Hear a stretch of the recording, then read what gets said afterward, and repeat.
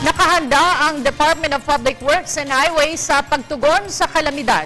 Ito ay matapos na pulungin ng pamunuan ng DPWH ang mga regional directors para sa pagsasagawa ng mga hakbangin laban sa pidulot ng pagsusungit ng panahon ngayong tag-ulan.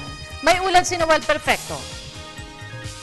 Matapos ang matinding pagbaha noong nakaraang linggo sa Kamaynilaan, ipinatawag ni DPWH NCR Regional Director Ray Tagudando ang lahat ng mga kontratista na mayroong trabaho sa Metro Manila area upang alamin ang status ng mga kontrata sa lansangan na ipinatutupad ng mga ito. Matatandaan na itinuro ng pamunuan ng MMDA ang trabahong road reblocking sa mga pangunahin at secondary roads na siyang dahilan ng pagbaha sa Kamaynilaan. Ayon sa MMDA Chief, bumara sa mga drainage outlets sa mga tira-tirang mga bato, semento, aspalto at buhangin sa mga daluyan ng tubig, kung kaya't hindi nakadaan ng tubig ulan sa mga estero at open canals na nakadagdag rin sa kawalan ng mga dating imbakan ng mga tubig baha sa Metro Manila area. Mismong si Director Tagudando nakipag-usap sa mga kontratista na sumunod sa anumang iniutos ng DPWH upang makatulong sa gagawing mga remedyo para hindi na maulit pa ang matinding pagbaha na nangyari noong nakaraang linggo. Kompleto na ang 3 flood control projects ng DPWH sa Region 3. Layunin nito ay mabigyan solusyon ng mga palagiang pagbabaha sa rehiyon.